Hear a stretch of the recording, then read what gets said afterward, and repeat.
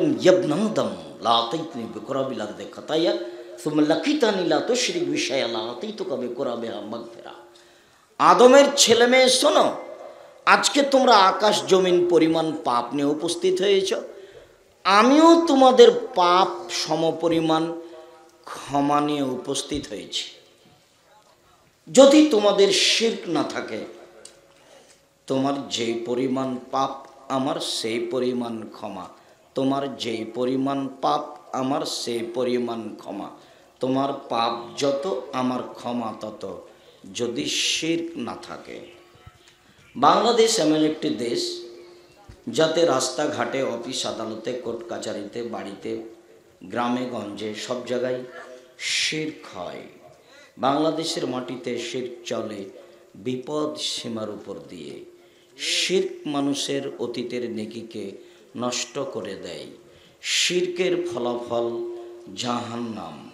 বিচারের মাঠে শিরকের পাপ ক্ষমা হবে না।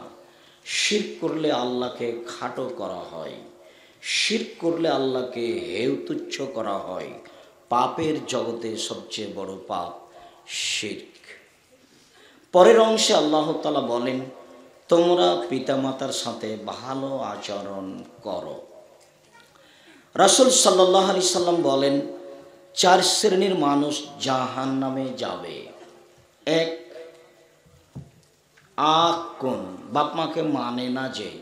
2, কাম্মার, জুয়া খেলে যে। 3, মান্নান, খোটা দেয় যে। 4, মদমিনুল খামর, নিয়মিত বিড়ি, তামাক, জর্দা, সিগারেট, গোল, নেশাদার দ্রব্য খায়, পান করে যে। 4 শ্রেণীর মানুষ জান্নাতে যাবে না। তার 1 শ্রেণীর মানুষ বাপ মাকে মানে না যে। রাসূল সাল্লাল্লাহু আলাইহি ওয়াসাল্লাম বলেন, এক ব্যক্তির উত্তরে, আমার বাপ মা আমার কাছে কি পায়, আমি তার কি করতে পারি? তাহলে রাসূল বললেন, হুমা জান্নাতুকা নারুকা, তারাই দুজন তোমার জাহান্নাম, তারাই দুজন তোমার জান্নাত। ওরাই তোমার জাহান্নাম, ওরাই তোমার জান্নাত, ওরাই তোমার জাহান্নাম, ওরাই তোমার জান্নাত। মায়ের পায়ের নিচে জান্নাত, এ হাদিস ঠিক, এ কথা রাসূল সাল্লাল্লাহু আলাইহি ওয়াসাল্লাম বলেন। মানুষ হিসাবে পৃথিবীতে সবচেয়ে সম্মান পাওয়ার যোগ্য বাপ মা। যেই সময়ে বাপ মাকে সম্মান করতে হবে, ওই সময়ে মনে হয় যে বাপ মায়ের চেয়ে বড় শত্রু দুনিয়াতে আর কেউ নেই। মনে হয় যেন বাপ মা না থাকলে শান্তি পাওয়া যেত। যা বলে সবই উল্টা কথা বলে। যখন তখন আমার স্ত্রীকে গালি দেয়, বাড়ি থেকে বের করে দেয়, তার কথা সহ্যই করা যায় না। জি, এটাই বাপ মা।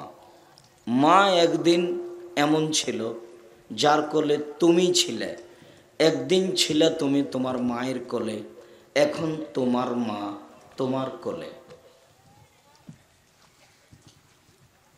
পেশাব করাবার তুমি, পায়খানা করাবার তুমি, গোসল দেওয়াবার তুমি, কাঁধে করে মেডিকেল নিয়ে যাবার তুমি, কাপড় পরিবর্তন করে দেবার তুমি। তোমার মায়ের যা যা প্রয়োজন তোমার বোনেরা নেই। তোমার বউকে তোমার মা দিন রাত গালি দেয়, এ কথাই ঠিক।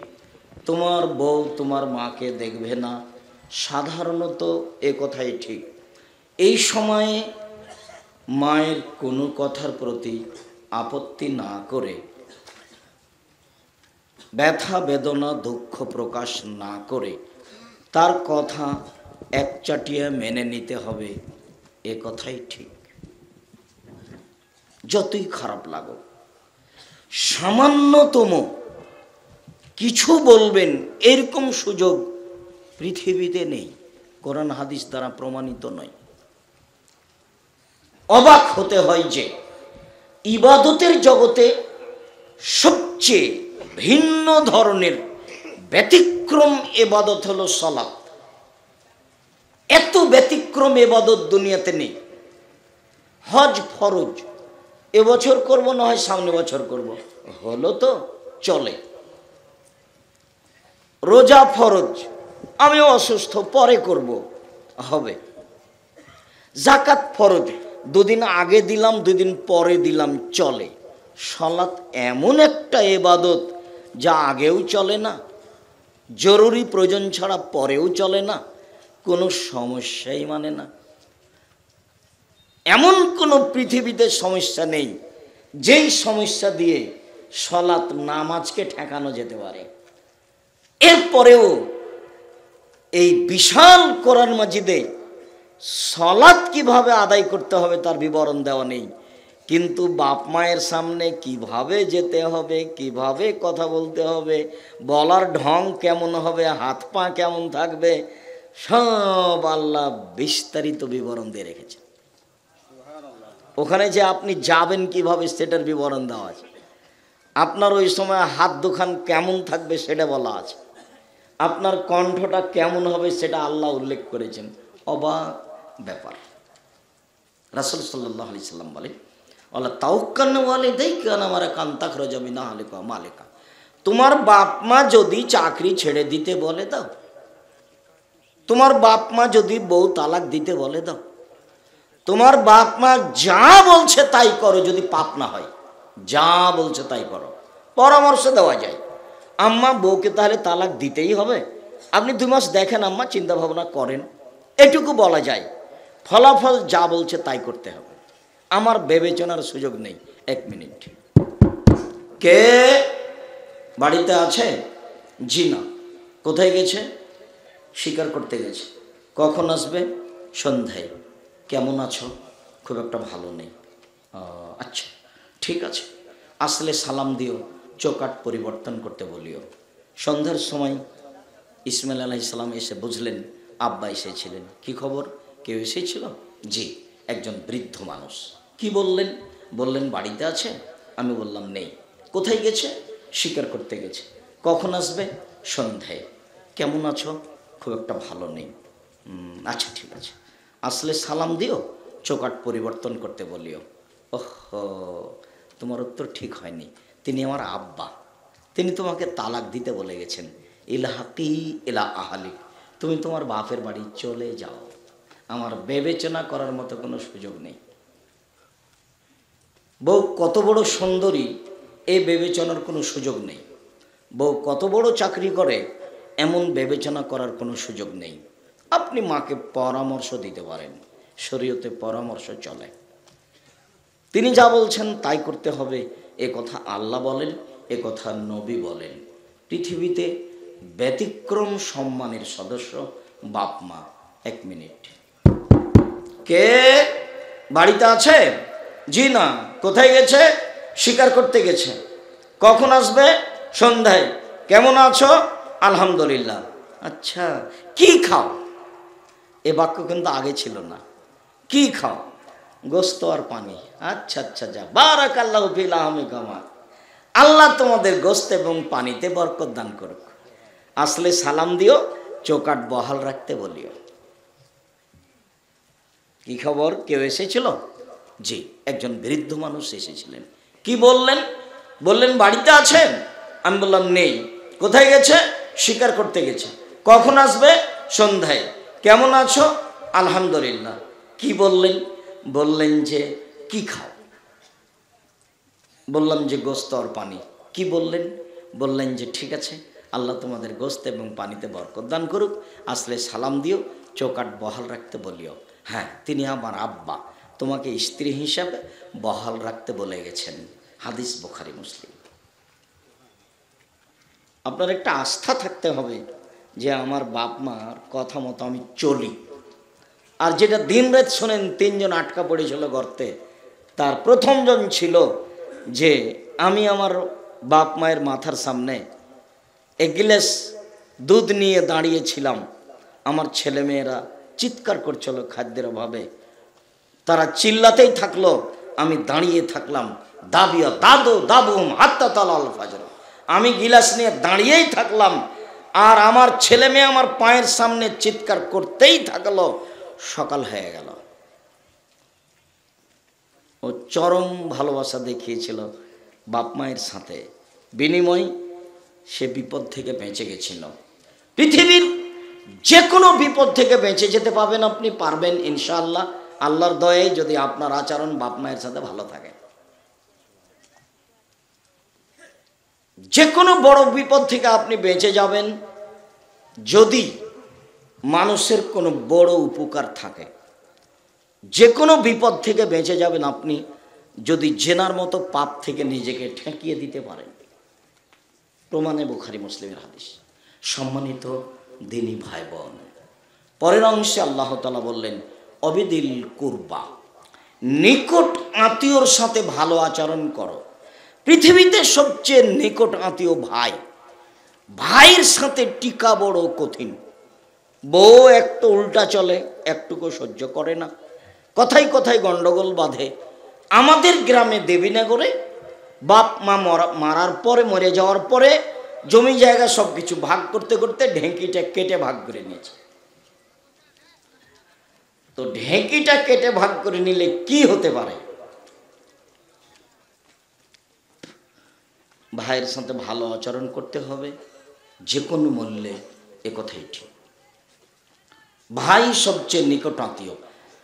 ভাই ভাই ঠাঁই ঠাঁই, বড় হবে, পয়সা ইনকাম করবে, বিবাহ করবে, ভিন্ন হয়ে যাবে, এক সময় আপনার সাথে থাকবে না, এ কথাই ঠিক।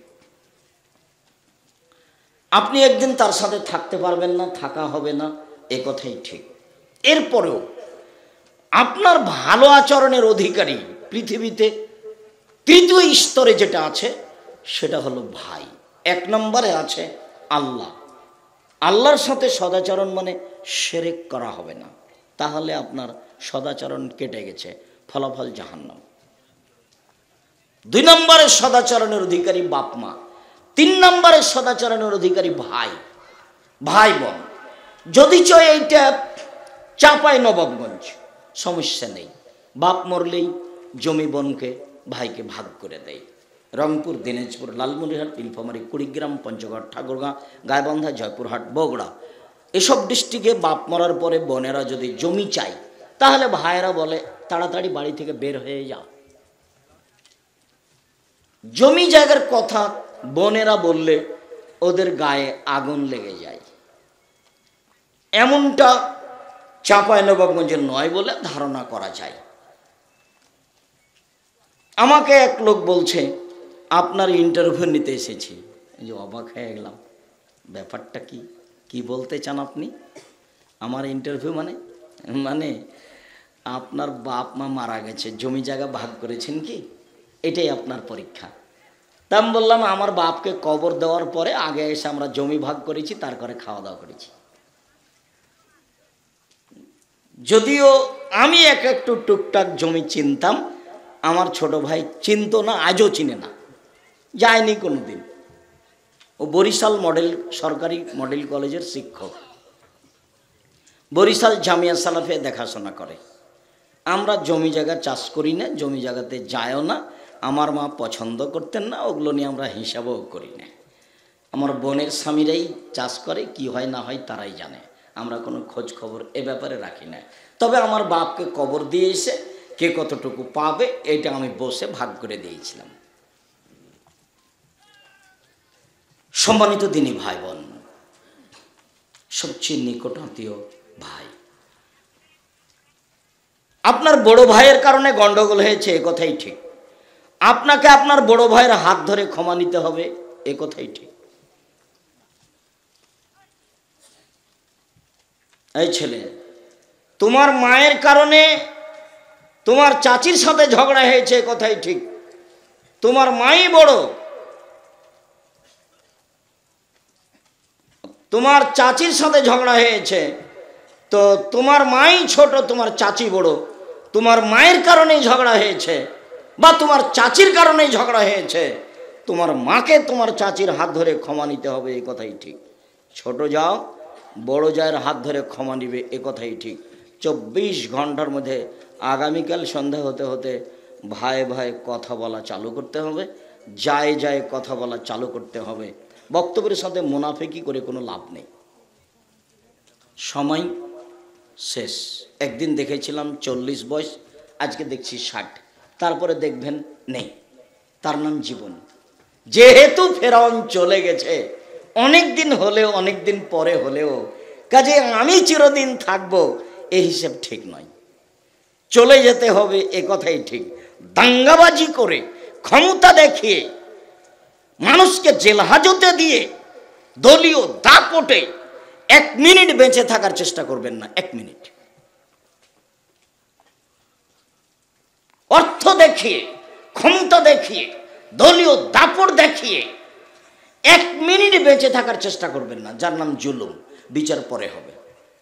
জুলুম করলে বিচার কি হবে? পরে হবে। জাকাত দেয় না যে তার বিচার পরে হবে। কেন? ও ফকির মিসকিনের উপরে জুলুম করেছে। আল্লাহ বলছেন যে জাকাত ফকির মিসকিনের হক। তো একজন লোক যদি জাকাত না দেয় তো কার হক মেরে খেল? ফকির মিসকিনের। তাহলে ওই জালেম, মানুষের হক মেরে খায়। টাকা ইনকাম করলেন আপনি, জালেম হলেন আপনি, কি করার আছে? আল্লাহ বলছেন এই কথা। ওসর জাকাত দিলেন না যখন, তখন আপনি ফকিরের হক মেরে খেলেন। বিচার আপনার পরে হবে। কত দিন পরে হবে আল্লাহই ভালো জানে। জুলুম করে 1 মিনিট বেঁচে থাকার চেষ্টা করিয়েন না, ভুল হিসাব। সদাচরণ ভাইয়ের সাথে। এরপরে আল্লাহ তাআলা বলেন, ওয়াল ইয়াতামা ওয়াল মাসাকিন, এতিমের সাথে ভালো আচরণ করতে হবে। এতিম ভাইয়ের ছেলে আছে, ভাই মারা গেছে, বা প্রতিষ্ঠান পরিচালনা করে অধীনে কিছু এতিম আছে। জামিয়া সালাফিয়া আছে 410 জন এতিম। এদেশের সর্ববৃহৎ, সর্বোচ্চ শিক্ষা প্রতিষ্ঠান, ভালো মানের শিক্ষা প্রতিষ্ঠান এদেশের জামিয়া সালাফিয়া। এদেশের সর্ববৃহৎ, সর্বোচ্চ শিক্ষা দেওয়ার সবচেয়ে ভালো মানের প্রতিষ্ঠান জামিয়া সালাফিয়া।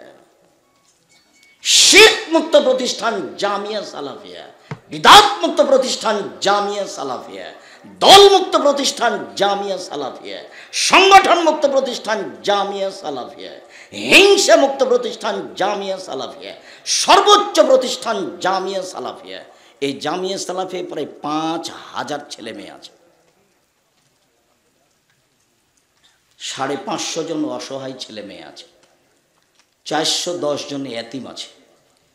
300 জন শিক্ষক শিক্ষিকা আছে, যাদের প্রতি মাসে বেতন লাগে 32 লক্ষ। কিভাবে চলে তা আমি বুঝতে পারি না, চলছে এটা আমি দেখতে পাচ্ছি। আপনার বাড়ির পাশে যেটা, সেইটাতে 4-5 জন বিদেশি শিক্ষক আছেন, যাদের থাকা খাওয়া ভিন্ন। সামনে জানুয়ারি থেকে মদিনা বিশ্ববিদ্যালয়ের 2 জন শিক্ষক এখানে এসে পাঠদান করবেন ছেলেদের সামনে বলে চুক্তি হয়েছে। আল্লাহ সহজ করবে ইনশাআল্লাহ। এই হলো আপনাদের জামিয়া সালাফিয়া। জামিয়া সালাফিয়া ডাঙ্গিপাড়া পাবা রাজশাহী, জামিয়া সালাফিয়া রূপগঞ্জ নারায়ণগঞ্জ ঢাকা, জামিয়া সালাফিয়া তেঘরা বিরল দিনাজপুর, জামিয়া সালাফিয়া 6 মাইল বাবুগঞ্জ বরিশাল চলমান প্রতিষ্ঠান। জমি রেডি হয়েছে চট্টগ্রামে, জমি রেডি আছে সিলেটে, জমি রেডি আছে নোয়াখালীতে, জমি রেডি আছে কুষ্টিয়ায়, জমি রেডি আছে ময়মনসিংহে। এইসব জেলায় জমি প্রস্তুত হয়েছে, প্রতিষ্ঠান চালু হবে সময়ের গতিতে ইনশাআল্লাহ। আমি সাধারণ মানুষ, চাঁপাইনবাবগঞ্জের একেবারেই সাধারণ মানুষ। আমি হচ্ছি কচুর পাতার পানি। আমাদের দেশের সবচেয়ে দুর্বল অবস্থায় যা থাকে সেটা হলো কচুর পাতার পানি। একটু নড়বড় করলেই পানিটা পড়ে পড়ে পড়ে পড়ে। এই পানির অবস্থা যা, আমারও অবস্থাই তাই। আমি নিজে কিছু দিয়ে জামিয়া সালাফিয়া পরিচালনা করি না। না আমার টাকা আছে, না আমার বংশীয় ক্ষমতা আছে, না আমি কোনো দল সংগঠন করি, না আমি কোনো বিত্তশালী, না কোনো ব্যবসা, কিছুই না। জামিয়া সালাফিয়া আছে শূন্যের উপরে।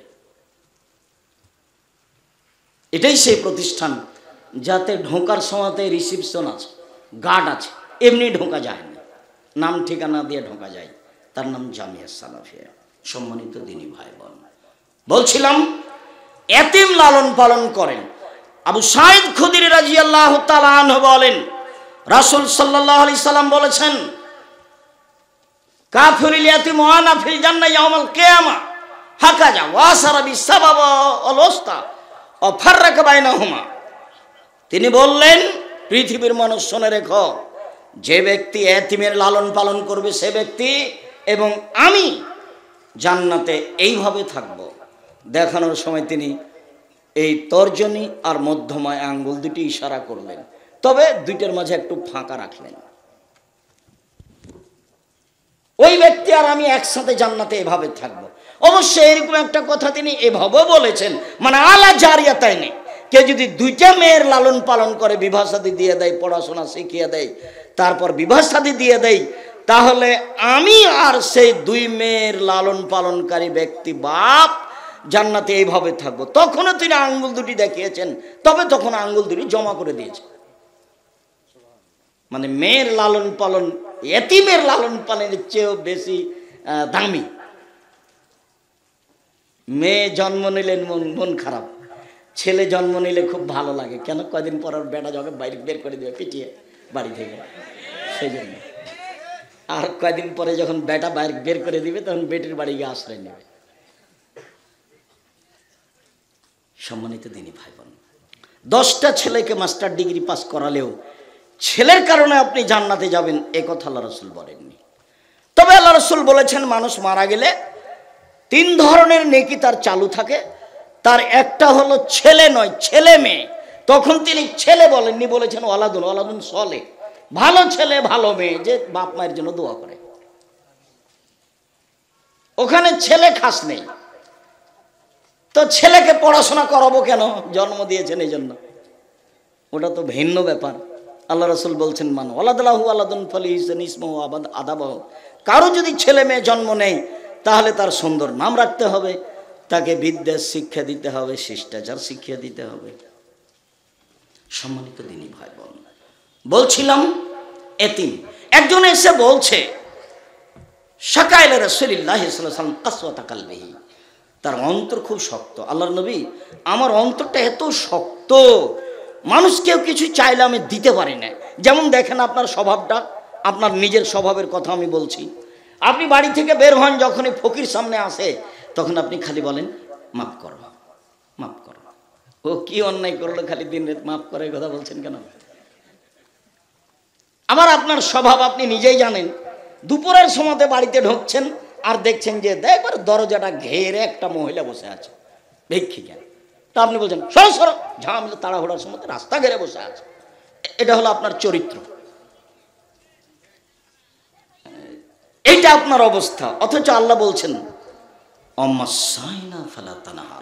সাবধান, ফকির ফকির, মহিলা পুরুষ, ভিক্ষুক ভিক্ষিকা, এদের তিরস্কার করো না, এদের ধমক দিও না, এদের তিরস্কার করো না, এদের ধমক দিও না। হাতিতে চড়ে যদি ফকির আসে তবু আপনি ধমকাবেন না, কিছু উপদেশ দিয়ে 10টা টাকা দিয়ে বিদায় করে দেন। ফকিরকে মাফ করেন এই কথা বলতে হবে না। যদি গরিব মানুষ হন, বাড়ি থেকে বের হবেন খুচরা টাকা 2 টাকা নিয়ে, 100 টাকা 50 টাকা খুচরা করে নেবেন 2 টাকা। যদি তার চেয়ে একটু পয়সা পাতে বেশি থাকে তাহলে 5 টাকা করে খুচরা করে নেবেন। তার চেয়ে যদি বেশি টাকা পয়সা থাকে 10 টাকা করে খুচরা করে নেবেন। পকেটে আপনার থাকবে 200 টাকা খুচরা। সারাদিনে আপনি ফকির মিসকিনকে দিয়ে শেষ করতে পারবেন না, দেখবেন বিকেলে কিছু আছে। এই স্বভাবই পরিবর্তন করতে হবে, দেওয়া শিখতে হবে, এই কথাই ঠিক। রাসূল সাল্লাল্লাহু আলাইহি ওয়াসাল্লাম বলছেন, আল ইয়াদুল উলিয়া খায়রুম মিন ইয়াদিস সুফলা, দেওয়া হাত ভালো নেওয়া হাতের চেয়ে, দেওয়া হাত ভালো নেওয়া হাতের চেয়ে।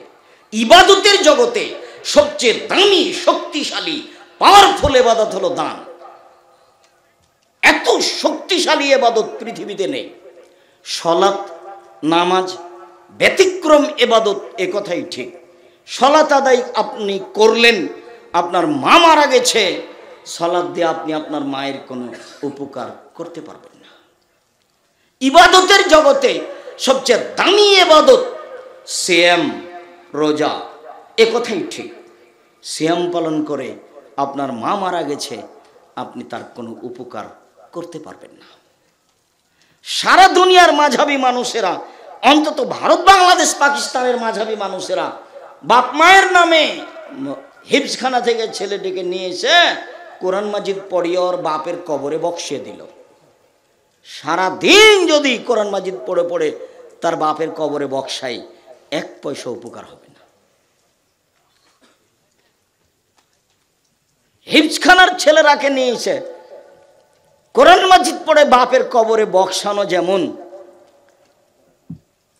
বাবু আর মাঝি, বাবু বলল, মাঝি সাঁতার জানিস বাবু? না রে বাবু না, আমি তো সাঁতার জানি না। তো মাঝি বলছে, বাবু এখন কেন কাবু, এখন দেখি তোমার জীবন 16 আনাই মিছে, 16 আনাই মিছে জীবন। সম্মানিত দিনী ভাই বোন, বলছিলাম অন্তর নরম করেন। তো অভিযোগ করল আল্লাহ রসুল, অন্তরটা আমার খুব শক্ত, খুব শক্ত। তা আল্লাহ রসুল বলছেন, আচ্ছা আচ্ছা ঠিক আছে ঠিক আছে, এমিল মিসকিন অমসে রাসাল ইয়তীম ইয়ারিক্কু কালবু, তুমি এতিমের মাথায় হাত বোলাও। এটা হাদিসের কথা যে এতিমের মাথায় হাত বোলাতে হয়, হাদিস সহি। মিসকিনকে খেতে দাও, তোমার অন্তর নরম হয়ে যাবে, অন্তর নরম হয়ে যাবে। অন্তর নরম হওয়ার কয়টা পথ? 2টা। 1, এতিমের মাথায় হাত বোলাতে হবে। 2, ফকির মিসকিনকে খেতে দিতে হবে। আল্লাহ তাআলা বলেন, ওয়াল ইয়াতামা ওয়াল মাসাকিন, যারা ফকির মিসকিন তার সাথে সদাচরণ করো। ফকির মিসকিন, ফকির মিসকিন। ফালাক্তাহামাল আকাবা, লোকটি দুর্গম গিরিপথ অতিক্রম করতে পারলো না। অমাদরা কামাল আকাবা, মুহাম্মদ সাল্লাল্লাহু আলাইহি সাল্লাম আপনি কি বলতে পারেন দুর্গম গিরিপথ কি? আল্লাহ বলছেন, লোকটি দুর্গম গিরিপথ পার হতে পারলো না। আচ্ছা মুহাম্মদ সাল্লাল্লাহু আলাইহি সাল্লাম আপনি কি বলতে পারেন দুর্গম গিরিপথ কি? আল্লাহ বলছেন, লোকটি দুর্গম গিরিপথ পার হতে পারলো না। আচ্ছা মুহাম্মদ সাল্লাল্লাহু আলাইহি সাল্লাম আপনি কি বলতে পারেন দুর্গম গিরিপথ কি? আমরাই কি বুঝি দুর্গম গিরিপথ? পাথরের রাস্তা, শীতের দিন, পায়ে জুতা স্যান্ডেল নেই, এই অবস্থায় পাথরের উপর দিয়ে হাঁটতে হবে, এর নাম দুর্গম গিরিপথ। পাহাড়ি রাস্তা, পাথরের রাস্তা, প্রচন্ড শীত, তার নাম দুর্গম গিরিপথ। তো এখন আল্লাহ বলছেন আপনি কি বলতে পারেন দুর্গম গিরিপথ কি?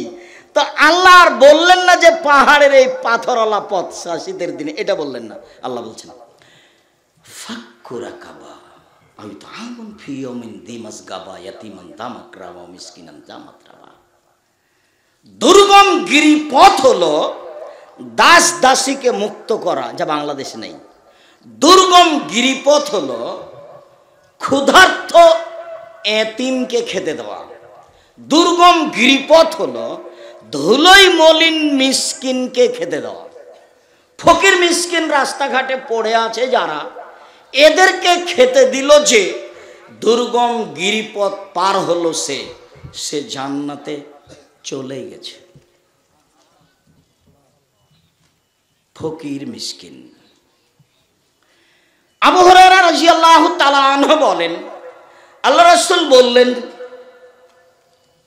ফিল জান্নাতে লা গোরাব ইরা জাহিরুহু মিন বাতিনিহা বাতিনুহু মিন জাহিরিহা। জান্নাতে কতগুলি এত দামি দামি উন্নত মানের পদার্থ দিয়ে তৈরি করা ঘর আছে, যার ভিতর থেকে বাহির দেখা যায়, বাহির থেকে ভিতর দেখা যায়, খালি টক টক টক টক টক করছে, খুব দামি ঘর। তো সাহাবীগণ বলছেন, আল্লাহর নবী, লেমান হাজি, এত দামি ঘর কে পাবে? তখন আল্লাহ রাসূল উত্তরে বললেন, 1, যার আচরণ নরম সে পাবে।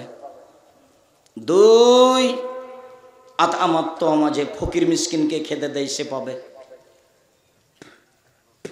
3, অতাবাসিয়ামা, যে নিয়মিত বৃহস্পতিবার সোমবার প্রতি মাসে 3 দিন, আরাফার দিন, মুহররমের 2 দিন, শাওয়ালের 6 দিন সিয়াম থাকে, এরা পাবে। আজ থেকে জরুরি ঘোষণা যে আপনার জন্য ফরজ নয়, তবে আপনার জন্য জরুরি ঘোষণা যে কোনো মূল্যে আপনি বৃহস্পতিবার সোমবার সিয়াম পালনের চেষ্টা করেন। ইবাদতের জগতে সবচেয়ে দামি ইবাদত সিয়াম। চেষ্টা করেন, ফরজ নয়, তবে প্রাণপণে চেষ্টা করা উচিত বৃহস্পতিবার সোমবার সিয়াম থাকা, প্রতি মাসে 3 দিন সিয়াম থাকা, মুহররমের 2 দিন সিয়াম থাকা, আরাফার 1 দিন সিয়াম থাকা, শাওয়াল মাসের 6 দিন সিয়াম থাকা ব্যতিক্রম ইবাদত।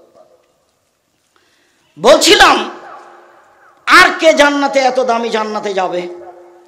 সাল্লা বিল্লাইলি ওয়ান নাসুন নিয়াম। মানুষ যখন ঘুমিয়ে তখন তাহাজ্জুদ পড়তে হবে। দামি জান্নাত পর একটা মাধ্যম রাতে তাহাজ্জুদ পড়া। একজন সাহাবী রাতে আল্লাহর নবীর কাছে মেসওয়াক আর পানি উপস্থিত করেছেন। আল্লাহ রাসূল এই যে পানি থাকলো আর মেসওয়াক থাকলো, তা আল্লাহ রাসূল খুশি হয়ে গেছেন, বাহ এ তো ভালোই বুদ্ধিমান কাজের মানুষ, ভালোই খাদেম। তো খাদেম যখন খুব কাজ করে, কথা বুঝে, মালিক তার উপরে খুব খুশি থাকেন।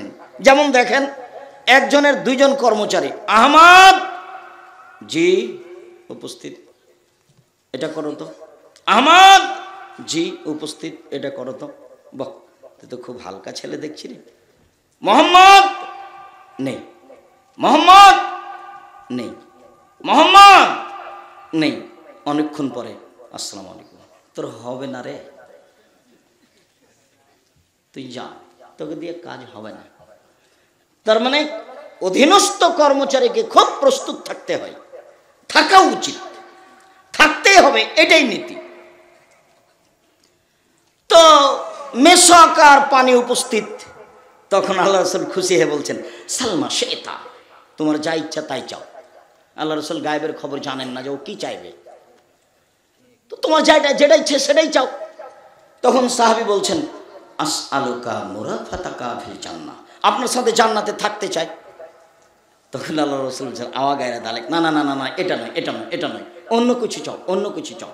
তখন সাহাবী বলছেন, হুয়া দাকা, এটাই চাই, অন্য কিছু চাই না।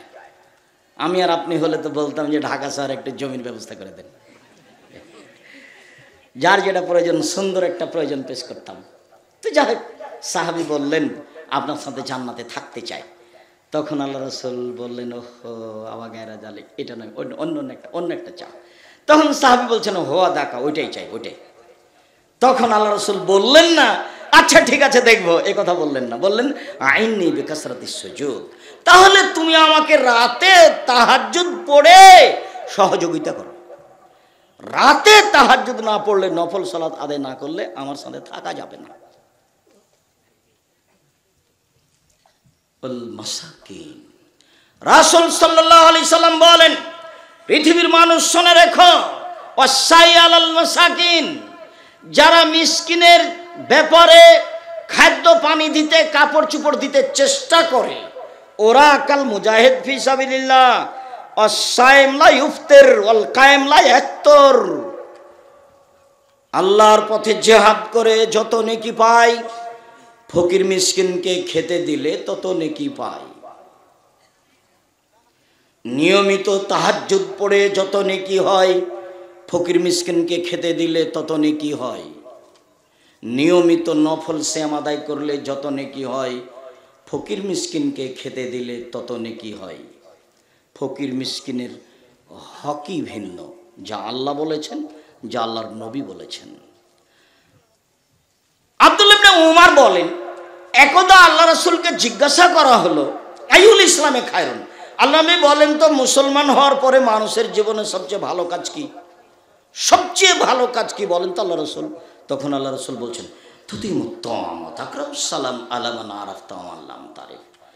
অসহায় ফকির মিসকিনকে খেতে দিবা, এটা হলো মানুষের জীবনে সবচেয়ে ভালো কাজ। মানুষ জীবনে যত কাজ করে তার সবচেয়ে ভালো কাজ হলো ফকির মিসকিনকে খেতে দেওয়া। আর দ্বিতীয় ভালো কাজ হলো, যাকে চিনেন তাকেও সালাম দিবেন, যাকে চিনেন না তাকেও সালাম দিবেন। আমাদের দেশে আমরা মাওলানা মানুষ, আমাদের অধীনে যারা আছে তারা সালাম দেখ এ অপেক্ষা আমরা করি। আর যারা বিত্তশালী ধনী মানুষ নির্বাচন করে, তারা মনে করে আমাদের অধীনে যারা আছে তারা সালাম দিবে আমাদেরকে, তখন উত্তর দিব, অন্যথায় ও ওর মতো যাবে, আমি আমার মতো যাব। আল্লাহ রাসূল বললেন সবচেয়ে বড় কৃপণ যে সালামে কৃপণ। আল্লাহ রাসূল বললেন সবচেয়ে বড় কৃপণ খারাপ মানুষ যে সালামে কৃপণ। আল্লাহ রাসূল বললেন সবচেয়ে আল্লাহর কাছে ভালো মানুষ ওই যে আগে সালাম দেয়। সালাম দাও নিরাপদে থাকবা, সালাম দাও মান বেড়ে যাবে, মান বেড়ে যাবে, সালাম দাও ফলাফলে জান্নাত হবে। সালাম ভিন্ন ধরনের জিনিস। মিশরে সবাই সবাইকে সালাম দেয়। এখনো যারা এমপি মন্ত্রী তারা বুঝতে পারেনি যে রিক্সাওয়ালাকে আগে সালাম দিতে হবে। ওরা এটাই বুঝে আছে যে আমি আগে রিক্সাওয়ালাকে সালাম দেব। মিশরে সবাই সবাইকে সালাম দেয়। মিশরে সবাই কোরআন মাজিদ পড়তে পারে। মিশরে প্রায় সবাই সিগারেট খায়। মিশরে প্রায় সবাই দাড়ি চাচে, প্রায়। সম্মানিত দিনী ভাই বোন, মিসকিন যাদের সাথে সদাচরণ করতে হবে, বিনিময়ে সরাসরি জান্নাত, তারা হলো ফকির মিসকিন। অল জারে দিল কুরবাল জারিল জুনুব, দূর প্রতিবেশী নিকট প্রতিবেশী, একেবারে বাড়ির সাথে যে আছে তার সাথে সদাচরণ, এইটা খুব কঠিন। দূরে যে প্রতিবেশী আছে তার সাথে টিকে থাকা খুব কঠিন। নির্বাচন করলে আরো কঠিন। কি হয়েছে? লোকটা বলছে আমি চেয়ারম্যানে দাঁড়ালে কি হবে, আমার ভাতিজা যে আমার খুবই বিরোধী, আমার ভাতিজা ডিক্লেয়ার দিয়েছে আমার চাচা কেমনে চেয়ারম্যান হয় তা আমি দেখে ছেড়ে দেব। ওর ভাতিজার কাজই হচ্ছে আর চাচাকে কি করা, ঠেকানো। নির্বাচন করতে গেলে সদাচরণ হারাবে।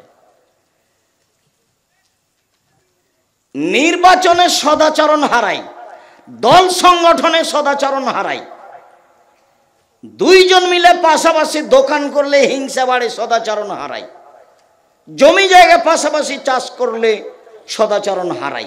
তবে সদাচরণের উপরে থাকতে হবে যে কোনো মূল্যে টিকে, এ কথাই ঠিক।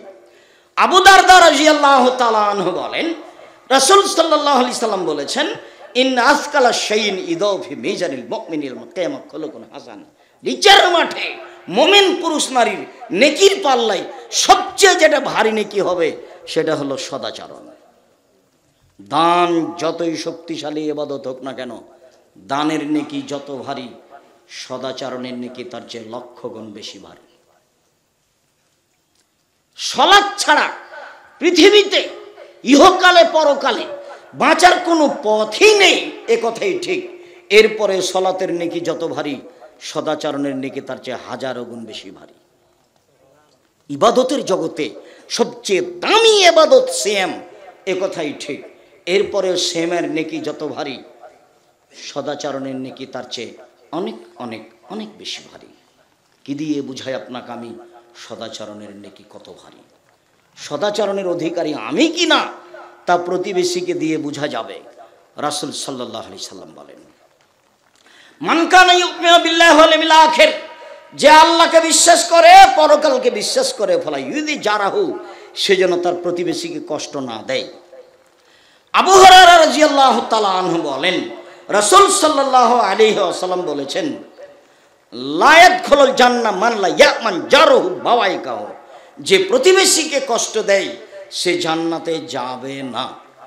রাসূল সাল্লাল্লাহু আলাইহি ওয়াসাল্লাম বলেন আল্লাহু লা ইউমিনু, আল্লাহর কসম মুমিন নয়, আল্লাহর কসম মুমিন নয়, আল্লাহর কসম মুমিন নয়। আল্লাহ রাসূল কে মুমিন নয়?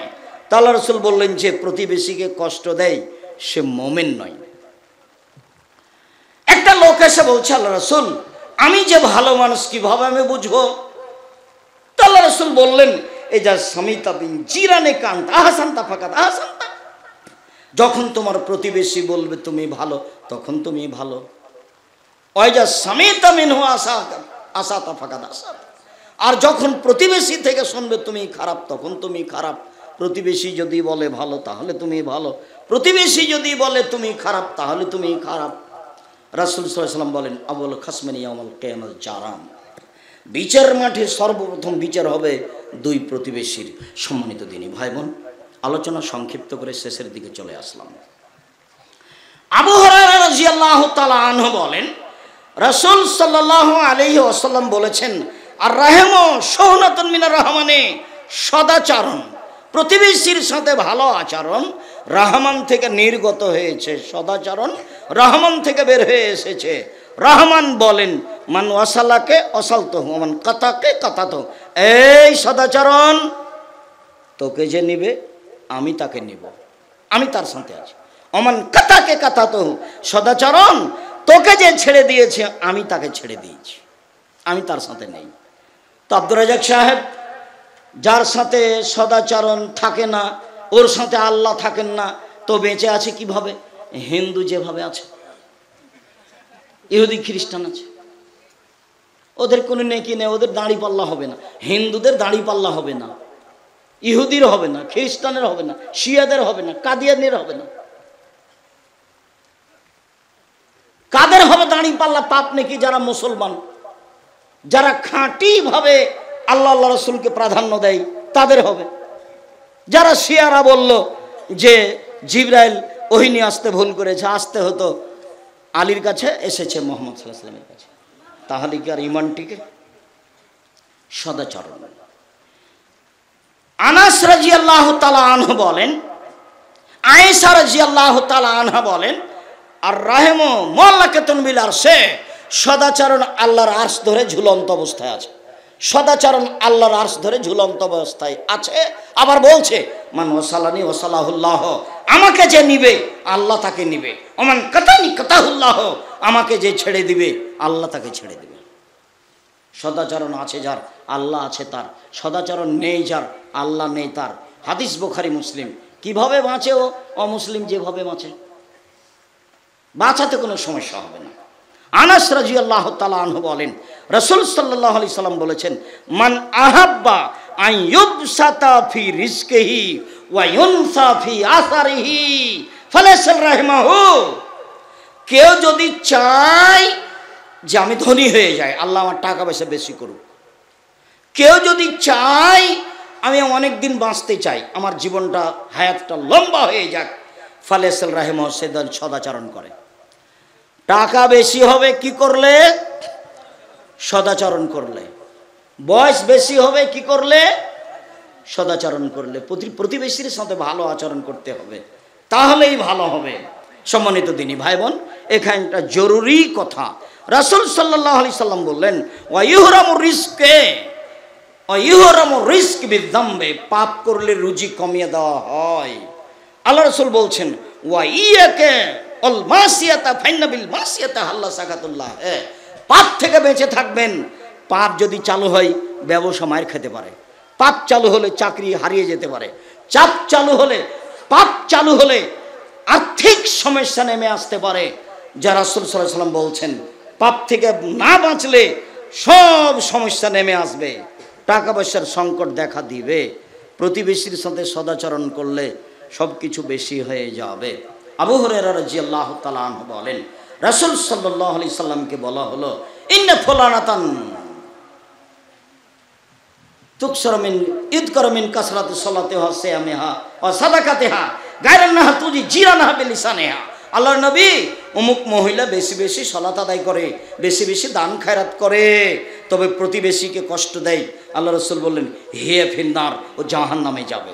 আল্লাহ রাসূল, অমুক মহিলা বলা হয় বেশি বেশি সালাত আদায় করে না, বেশি বেশি দান খায়রাত করে না, বেশি বেশি সিয়াম পালন করে না, গায়রান্নাহা তুজি জিরানাহা বিলিসানিহা, তবে ও প্রতিবেশীকে কষ্ট দেয় না, প্রতিবেশীর সাথে ভালো আচরণ করে। আল্লাহ রাসূল বললেন, হিয়া ফিল জান্নাহ, ও জান্নাতে যাবে। সদাচরণ আছে যার, জান্নাত আছে তার, সদাচরণ নেই যার, জান্নাত নেই তার। প্রতিবেশীর সাথে ভালো আচরণ করলে ফলাফল ভালো হবে, এ কথাই ঠিক। সম্মানিত দিনী ভাই বোন, খুব কষ্ট করে প্রতিকূল অবস্থায় দীর্ঘ সময় ধরে বসে আছেন, আমি আপনাদের আন্তরিকভাবে শুকরিয়া আদায় করি। আপনারা বসে আছেন, কথাটি আমি ঢাকাতে অবগত হয়েছি, ঢাকা থেকে নিয়ে এ পর্যন্ত আসতে আছি, আপনারা বসে আছেন, জাযাকুমুল্লাহ খাইর। আন্তরিকভাবে আপনাদেরকে আমি ভালোবাসা জানাই। আল্লাহ আপনাদের কবুল করুক, আল্লাহ। আমার পক্ষ থেকে একটা জোরালো দাবি, অনুরোধ রক্ষা করবেন। জামিয়া সালাফিয়া আপনাদের নিজস্ব প্রতিষ্ঠান, মনে করবেন না যেটা অন্য কেউ চালাই, মনে করবেন আমি চালাই। জামিয়া সালাফের জন্য একটু মন খুলে বলবেন, আল্লাহ তুমি জামিয়া সালাফে কবুল করো। আমার মনে বড় সাধ, আমি এ দেশের মাটিতে উন্নত মানের প্রতিষ্ঠান গড়বই ইনশাআল্লাহ, যেখানে ছেলে মেয়ে বাংলা, ইংরেজি, আরবি উন্নত মানের শিক্ষা অর্জন করে জাতির অন্যায়ের বিরুদ্ধে লড়বে, মুখে কলমে মিডিয়ায় লড়বে যে কোনো মূল্যে ইনশাআল্লাহ। মুখে আছি, মিডিয়া সামনে আছে, কলম পাশে আছে। জাতির শিরকের বিরুদ্ধে, বিদাতের বিরুদ্ধে, অন্যায়ের বিরুদ্ধে জীবন বাজি রেখে লড়ে যাচ্ছি, লড়বো ইনশাআল্লাহ। যেটা মাধ্যম সেটাই হচ্ছে জামিয়া সালাফিয়া। জামিয়া সালাফের একটা বড় শাখা আর দাওয়া ইলাল্লাহ। তারা দেশ জুড়ে মক্তব চালু করতে চাই, শিক্ষা কার্যক্রম এবং দাওয়াতি কার্যক্রম চালু করতে চাই, মক্তব ভিত্তিক। ইতিমধ্যেই তারা প্রায় 300 মক্তব চালু করেছে। তারা অচিরেই সারা দেশ জুড়ে মক্তব চালু করবে ইনশাআল্লাহ। জামিয়া সালাফের একটা বড় শাখা আর দাওয়া ইলাল্লাহ। জামিয়া সালাফের একটা বড় শাখা আল ইতেশাম পত্রিকা, 12 জন মুফতি দিয়ে ফতোয়া দেখা হয়, সব বড় বড় বিদ্বান দেশ বিদেশ থেকে আসা। তারপরে জামিয়া সালাফের একটা বড় শাখা কিশলয় ছেলেরা লেখা বের করে। আপনি জামিয়া সালাফিয়া ডাঙ্গিপাড়ায় যদি ঢোকেন, মসজিদের বাম দিক দিয়ে ঢুকবেন, তখন দেখতে পাবেন দেওয়ালিকা লেখা আছে। 3-4 ছেলেরা দেওয়ালিকা লেগেছে, পুরো দেওয়ালটা ভর্তি আছে বাংলা, ইংরেজি, আরবি, উর্দু ভাষাতে। সম্মানিত দিনী ভাই বোন, আজকে যে প্রতিষ্ঠানে এসেছেন পত্র সম্মেলনে, এই প্রতিষ্ঠানের জন্য আন্তরিকভাবে দোয়া করবেন, দানের হাত প্রশস্ত করবেন, যাতে করে প্রতিষ্ঠানটা ভবিষ্যতে আরও সবল হয়ে সুন্দর হয়ে উঠতে পারে, শিক্ষার ব্যাপারে ভালো খিদমত করতে পারে। সম্মানিত দিনী ভাই বোন, সদাচরণের অনুরোধ রেখে, বিশেষভাবে এতিম ও প্রতিবেশীর সাথে ভালো আচরণের অনুরোধ রেখে, বাপ মায়ের সাথে ভালো আচরণের অনুরোধ রেখে, শিরক মুক্ত জীবন গড়ার অনুরোধ রেখে, আন্তরিকভাবে জামিয়া সালাফিয়ার জন্য মন ভরে দোয়া করার অনুরোধ রেখে, জামিয়া সালাফিয়ার সব কাজে শরীক হওয়ার, বিশেষভাবে বই পুস্তক, গাড়িতে বই পুস্তক থাকার কথা, যদি থেকে থাকে এসে থাকে সবাই, গাড়িতে আছে, সব রাস্তার উপরে গাড়ি আছে, নিচে আসতে পারবে না, সব আপনারা নিয়ে যাবেন। বিশেষভাবে মাসিক আল ইতেশাম পত্রিকা কেউ ছেড়ে যাবেন না। আর আগামীকাল এগুলো সব থাকবে, প্রোগ্রাম থাকবে ইনশাআল্লাহ। যারা আসার তারা আসবেন, আসা যে কষ্ট হলেও আগামীকালকে উপস্থিত হবেন প্রোগ্রামটা সফল করার জন্য। আর আমি অবগত হচ্ছে আবদুল্লাহ আসবে, আপনাদের খুব প্রাণের ভাই, আপনাদের খুব প্রাণের সন্তান, আপনারা খুব ভালোবাসেন মন ভরে, এটা আমি বুঝতে পারি। আবদুল্লাহর একটা বড় স্বাদ, দেশ জুড়ে মক্তব চালু করবো ইনশাআল্লাহ। ইতিমধ্যে অল্প দিনের মধ্যেই সে প্রায় 300 মক্তব চালু করেছে। দেশের প্রত্যেকটা অঞ্চলে গিয়ে, গ্রামে গ্রামে গিয়ে, বাড়িতে বাড়িতে গিয়ে মানুষকে দাওয়াত দিয়ে আমি এই মক্তব চালু করার জন্য প্রাণপণে চেষ্টা করব। এটা তার জোরালো দাবি, নিজের সন্তান হিসাবে, নিজের ভাই হিসাবে। আর মনের সবারই বড় আশা, এই আশা বাস্তবায়ন করার লক্ষ্যে তাদের জন্য, তার জন্য আন্তরিকভাবে দোয়া করবেন। আল্লাহ তুমি আমাদের কবুল করো, আল্লাহুম্মা আমিন। আলোচনার শেষে এসে তোমার দরবারে এই জোরালো দাবি দাওয়া দোয়া রেখে আজকের আলোচনা এখানে শেষ করলাম। সুবহানাকাল্লাহুম্মা ওয়া বিহামদিকা আশহাদু আল্লা ইলাহা ইল্লা আনতা আস্তাগফিরুকা ওয়া আতুবু ইলাইক। আসসালামু আলাইকুম ওয়া রাহমাতুল্লাহ। কালো গাড়িতে বই পুস্তক আছে, সবাই দেখবেন। আসসালামু আলাইকুম।